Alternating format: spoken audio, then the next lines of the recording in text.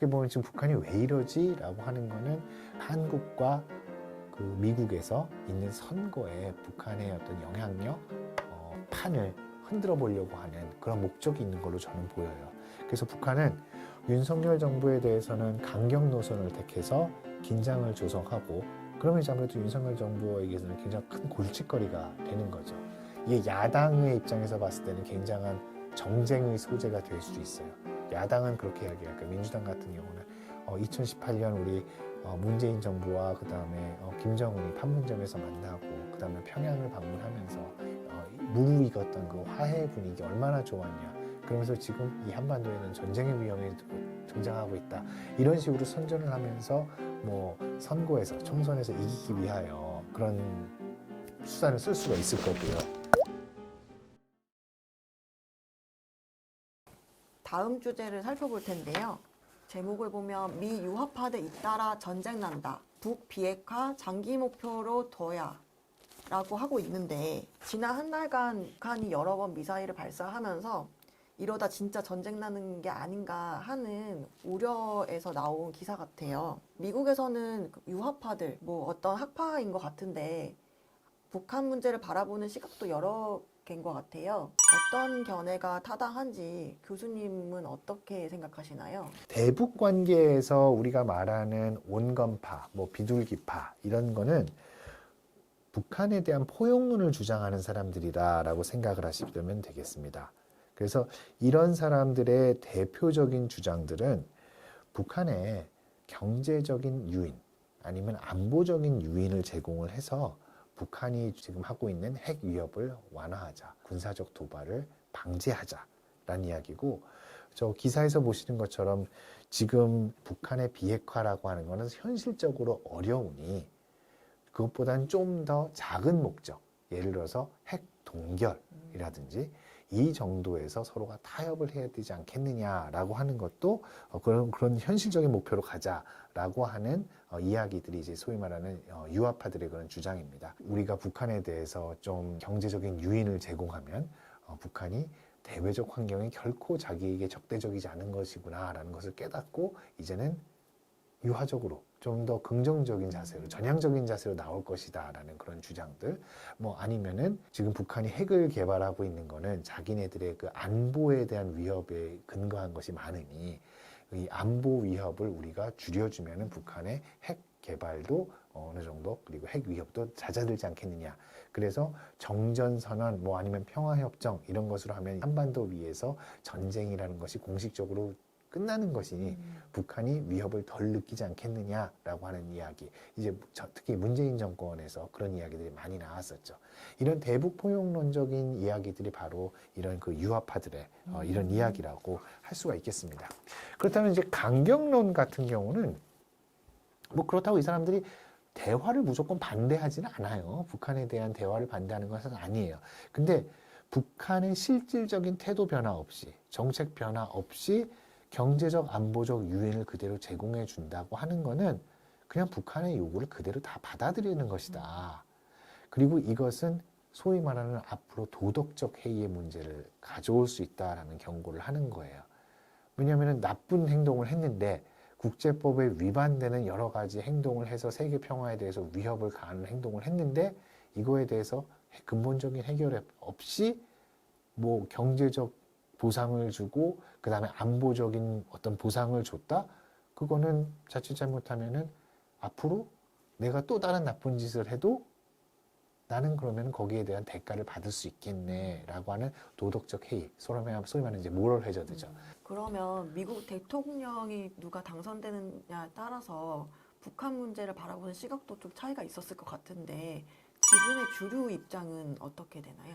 지금 미국의 사실 주류 입장은 지금 기사에서 잘 나왔는데 북한의 비핵화를 장기 목표로 둬야 된다. 그러니까 핵동결 같은 거에서부터 시작을 해서 점진적으로 가야 된다라고 생각하는 거는 오히려 소수의 목소리입니다.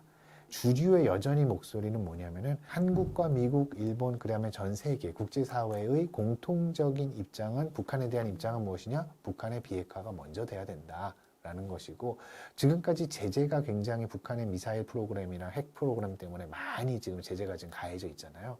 근데 만약에 제재를 풀어준다.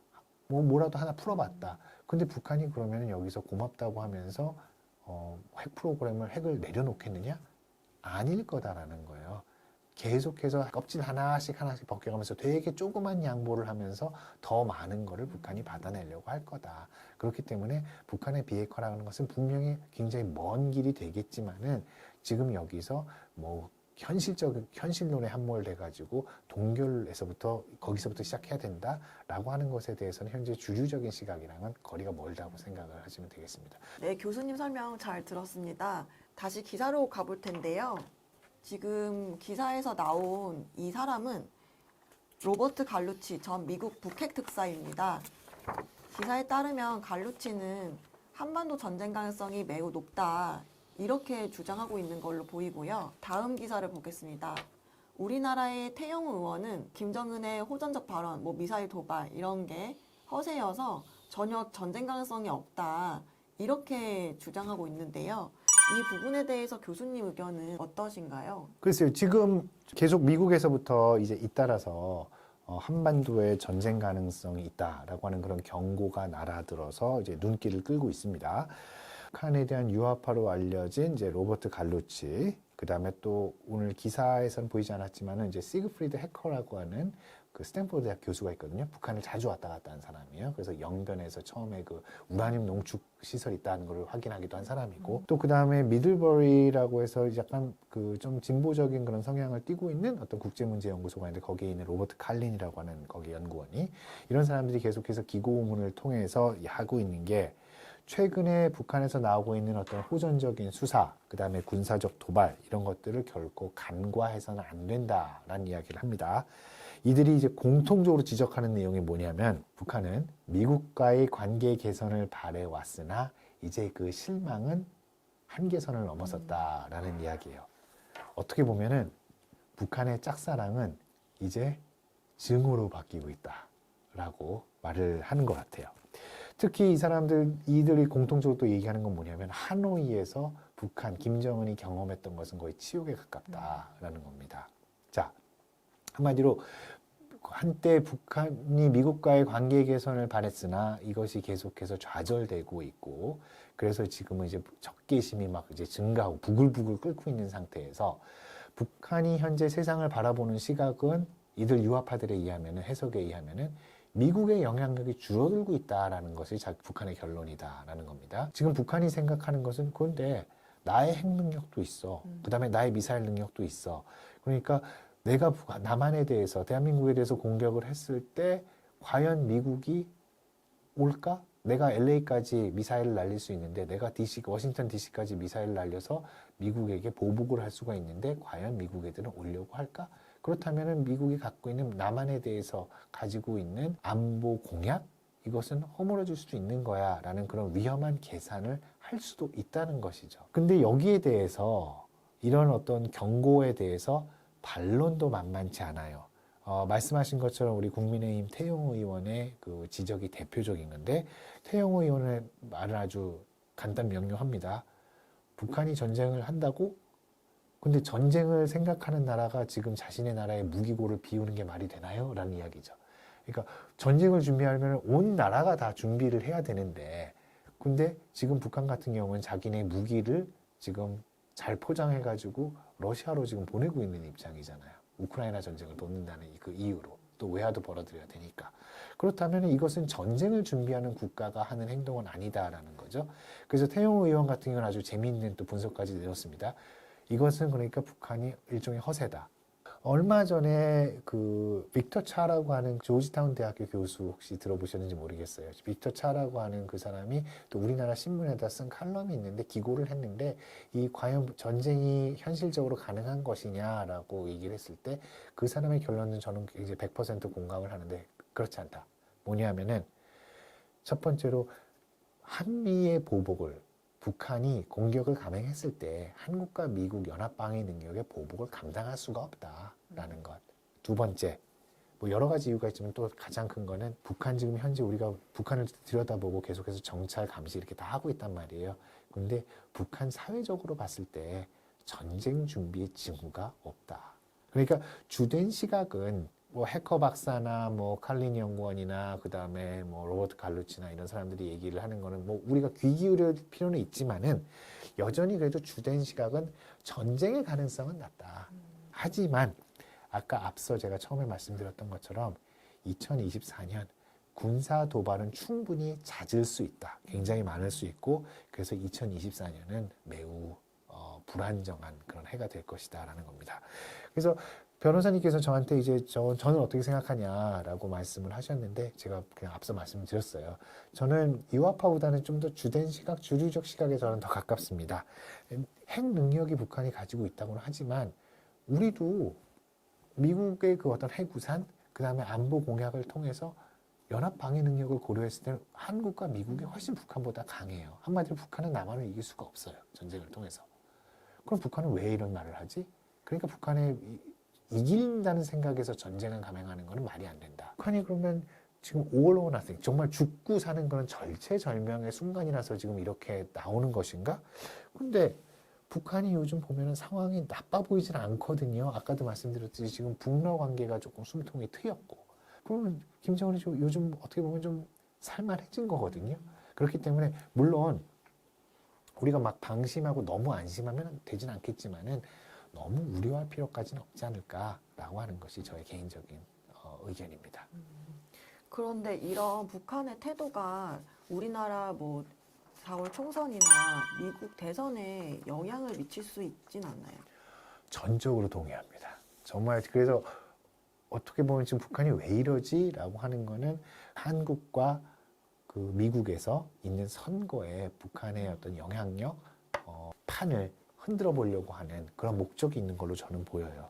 그래서 북한은 윤석열 정부에 대해서는 강경 노선을 택해서 긴장을 조성하고 그러면 이제 아무래도 윤석열 정부에게서는 굉장히 큰 골칫거리가 되는 거죠. 이게 야당의 입장에서 봤을 때는 굉장한 정쟁의 소재가 될 수 있어요.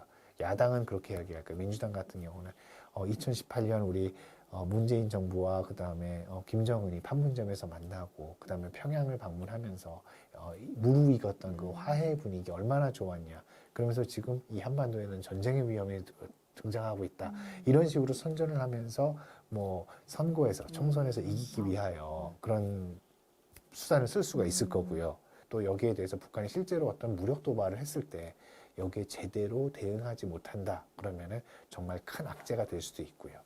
이게 마찬가지로 바이든한테도 이어질 거예요. 바이든 같은 경우는 지난 4년 동안 사실 북한 문제는 거의 잊어먹고 살았습니다. 그런데 북한은 그러니까 더 화가 나 있겠죠. 나를 무시했어 지금까지 4년 동안. 이런 그런 반감이 깔려 있겠죠. 특히 북한의 입장에서 봤을 때는 그래도 한번 상대해봤던 트럼프가 낫다라는 생각을 하기도 할 거고요. 아마 그렇게 볼 수가 있을 것 같아요. 교수님, 그러면은 북한이 우리나라의 윤 정부에 대해서 보는 시각을 설명해 주셨는데 반대로 우리나라가 북한 문제에 대해서 공식적으로 어떤 정책을 펼치고 있는 건가요? 이제 두 가지를 우리가 얘기할 수 있을 것 같아요. 첫 번째는 우리가 벌써 담대한 구상이라고 해서 윤석열 정부가 북한에 대해서 대북 제의는 했잖아요. 근데 거기에 대해서는 현재 대응이 지금 없습니다. 일단은 북한이 현재 우리가 우려해야 되는 것은 이제 도발인데 여기에 대해서는 우리는 이제 단호히 대응한다라고 하는 것이 기본적인 입장입니다. 1월 초에 북한이 연평도 쪽으로 막 포탄을 많이 쐈어요. 한 200발을 쐈다 그러는데 거기에 대해서 우리가 대응으로 400발을 쐈다고 했거든요. 그러니까 이거는 북한에 대해 주는 신호죠. 윤석열 정부는 이제 공식적으로 언젠가 올해 상반기 내에는 아마 북한에 대해서 통일구상에 대해서 발표를 할 것으로 보입니다.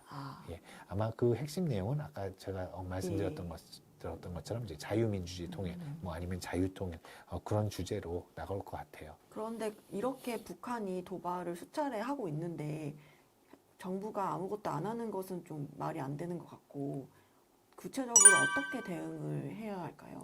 제일 중요한 거는요, 방심하면 안 되는 것 같아요. 그렇다고 너무 지나치게 우리가 뭐 민감하게 대응하는 것도 안 되고요. 여기서 이제 균형을 잘 잡아야 되는데 북한의 제가 도발이 올해 굉장히 많을 것으로 예상이 된다라고 말씀을 드렸는데 이때는 예방과 대비가 가장 중요할 것 같습니다. 한국과 미국, 일본 이 지금 세 나라 간의 현재 안보 협력이 잘 이루어지고 있으니까 정보 자산 이런 것들을 활용해서 그리고 잘 동원해서 북한의 도발 태세를 미리 감지하고 대응하는 것이 중요하고요. 북한의 도발이 있었을 때 우리는 어떻게 대응해야 될 것이냐 하면은 비례의 원칙에는 입각해야 됩니다. 대신에 우리의 강력한 힘을 보여주는 방향으로 대응해야 될 겁니다. 그래서 도발에 대해서는 분명히 보복이 따른다는 것을 북한이 인식하도록 만들어야 그 다음에 북한이 도발하지 못할 거예요. 이것이 가장 중요하다고 생각이 됩니다. 네, 교수님 상세한 답변 감사드립니다. 감사합니다. 저희 오늘 준비한 내용을 모두 마쳤는데요. 오늘 경제사회TV 외교안보 이슈 물어보자 시간에서는 김정은의 발언, 한반도 전쟁 가능성에 대해서 김인환 교수님을 모시고 이야기를 나눠봤습니다.